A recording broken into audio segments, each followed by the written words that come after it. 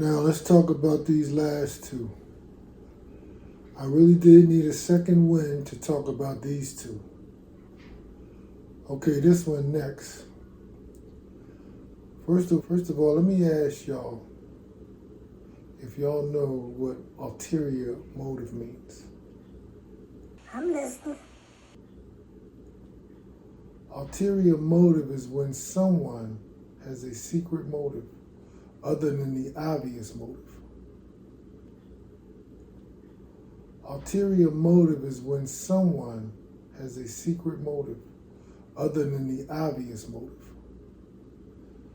I'll tell you just a few reasons why this one has an ulterior motive. They all have ulterior motives, the same ulterior motive, but we are on this one right now. This one claims she is the ghostwriter of all my stolen screenplays. I made her relocate because I had put letters on all of her neighbors' cars asking them to help, intervene, and that their neighbor was a lying, cheating pig, etc. On her way to divorce court. She and her mom helped infest my apartment with bed bugs, demon spirits, which I see and hear in my video footage often and wrestle with at bedtime. She's the one that I told you both was the piggo that broke her own wooden toilet stool. She's the one that I told y'all ran around her own home hiding and refusing to answer the front door when I visited. Only for me to find out later that the reason was because she had ghostwritten for the movie Moonlight with all my material and intellectual property. Goodness gracious. The one that won all the Oscars that year, including Best Screenplay. Can I stop there or should I keep going? I'm listening too, shoot. The one who cheated on her husband with a guy from Camden. Her mother told me that she tried to break them up. She had to do what she had to do because her daughter was so fat that she knew her daughter felt like she couldn't do any better. Oh, Jesus. Long story short, the guy ended up getting locked up for trying to collect a disability check and get paid by his job while MMA fighting at the same time. My goodness.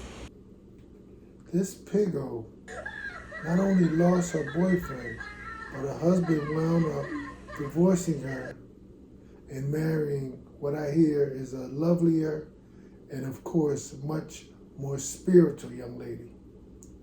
So while she was downgrading, he was upgrading. Wow. That's the way you're supposed to do it. If y'all remember, she is the one that had put the ex-husband through grad school. So you try to use people, and those closest to you, you see it. And then they don't feel bad about using you. That's a shame. But who's closer to you than a spouse? See, I didn't get all deep until they got acted stupid with all this happy birthday and love you crap. She's the one that took her kids and husband at the time before they got the house to Mr. Diggs' house and told him that it would be like family if he gave her $20,000 to put down on a house. And she had a husband at the time. Mr. Diggs was her aunt's sugar daddy / neighbor. They put him alone on an island like they are doing to me. But after he had shared this information with me, he would be dead within a few weeks. Oh, Jesus. I can't make this stuff up. When I had last saw him that day, he had told me how great he felt and that he had just pumped out 30 push-ups that morning. So you can imagine that I was shocked when I heard the news just a few months from that day.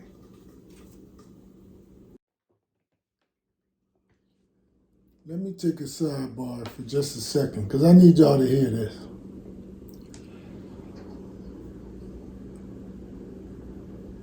When I was going through all this mess, when it first started, I had happened to see this woman on the news. She gave her son an extravagant prom. She got him a camel, she did a desert theme, the whole 9 yards, laid it out, spent plenty of money. And, they had it on the news and everything, so I said, this woman knows something. That she said she looked like the type of woman I need to talk to that could make things happen. And so I got her information and everything, found out she had a restaurant, and I was planning on going down there and everything. And the next thing I know, within a few days later, they brought her up on charges of Social Security fraud. And I said, wow, that sounds eerily familiar. And I said, where did I hear that from? And I said, they did it to that boy that Tansla Crockett was cheating with on her husband. Got him locked up behind that. Her mother said she wanted to get rid of that boy get that boy out of her life. And now she don't want me to contact this woman. And so what does she do? The same thing. Don't tell me it's a coincidence, because I'll show you 1,000 coincidences. My life is full of things that's supposed to look like a coincidence. That's on purpose. They're all on purpose. That's not a coincidence. I just wanted to bring that to y'all attention. Oh, Jesus. Now, back to this. Let's move on so that I can get out of here. This one right here, the oldest of my mom's children, this one often would stay with that sister, the neighbor of Mr. Diggs, the sister who would deny that he was her sugar daddy, but would take him for every dime that she could. She would stay with that sister for stretches at a time. I am told that the witch voodoo altar was at this sister's house. I also told y'all that she and this sister both had children by the same guy. You have 2 sisters pregnant? Yes, y'all. Wait a minute. I'm trying to explain ulterior motive to y'all. Y'all listening? I'm listening. This is the one that told me that I should try cracking the front door to get some fresh air, when she knew all the time that they were all voodooing me. Goodness gracious. This is the one that suggested that I take multiple pills if things get too crazy for me, just like her grandson does, she said. My goodness. This is the one that reluctantly let me shower when I was living out of my truck. And when she did agree, she gave me a washcloth with some type of satanic ointment on it. Are you serious? This is the one that I told y'all cheated on her husband with the Jamaican boyfriend. The boyfriend who used to black her eyes and put cigarettes out on her. The one whose son wanted to join a gang or get a gun to kill that Jamaican abuser. This is the one that would text me every Sunday so that I can go online to receive the latest threat that they had for me from their satanic false prophet.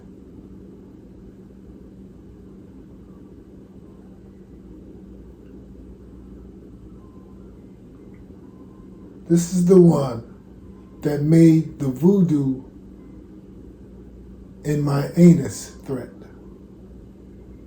The anus voodoo, which I am now dealing with every night.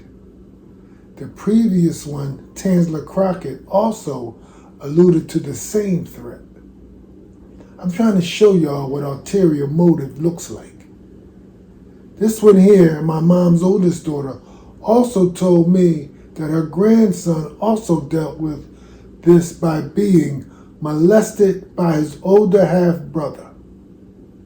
These are the ones who had a mall security guard drive over to my truck while I was living out of it, having her to tell me that they said impossible forgiveness. She told me that they said for me to read some verses out of Luke chapter 23. I tell you, it's got to be some of the most wicked, hateful, vile verses in the Bible. I think it was a description of how Jesus was tortured. I'm trying to show y'all what ulterior motive looks like. These are the ones that I, as a Christian, forgiving man, tried to have a sit down with, and not one of them responded. These are the ones, because they're supposed to be slicker than everybody else. I told you how they got through college. Satanic sororities. They're dumber than a third grader. When I was on group texts with them, I used to correct their spelling, listen to how much their bosses hated them, and called them dummy. Their bosses called them dummies. I used to have to listen to how many times they got fired. I got sick and tired of hearing it all. So they do what they have to do to try to keep up with the Joneses. If that means killing their spouses, significant others, friends, even family, especially family, they'll do it. With voodoo. I've seen it with my own two eyes. And I'm still seeing it. You know, these are the same people that threatened to inflict me with a stroke. They did so by sending me a picture of my nephew from the hospital. They inflicted him with a stroke. And that was the threat, that we're going to get you. And sure enough, a few months later, they got me too. He's in the picture smiling and laughing it up with them. But he needs to understand, well, take a look at this. This is what they sent me. They don't care about you. They're checking up to make sure, as they say, their voodoo worked. They're admiring their work. This one right here is the son of that oldest daughter of my mom's. I can't make this stuff up, man.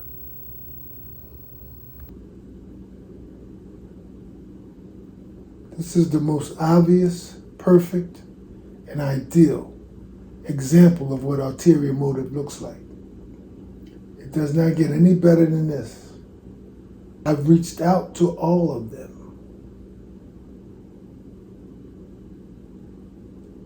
I've reached out to all of their false prophet pastors, and none of them were able to help. Some got back to me and some did not. None of these liars met me at their false prophets' offices like I had asked them to. I also had invited them to join me at several mediating services for counseling. None of them would show up. In fact, one mediating firm wrote this: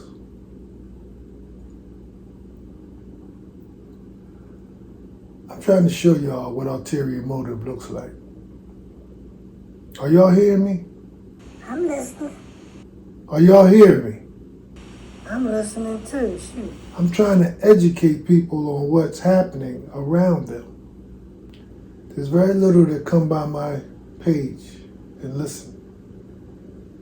And the massive majority appear not to be listening, but I know they're listening.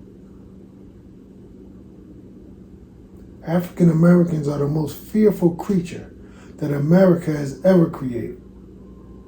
And they try to make us think different by showing us killing ourselves and murdering ourselves every night on the news. 24/7. They're the real 24/7, as they say. I don't have one friend, but Facebook shows that I have 175 friends. And the earth is the Lord's. And he proves it every time somebody dies. Because nobody take what they had with them. So no need to own it in your mind, because you'll never have it anyway. See? They did all of the, they put all of the, you go to the pyramids in Egypt. They buried the pharaohs and all of the great kings under tons and tons and tons of rocks and stones and earth. They built mansions under there and put all of their gold and silver under there. And thousands of years later, when man could get to it, it just took it out and stole it.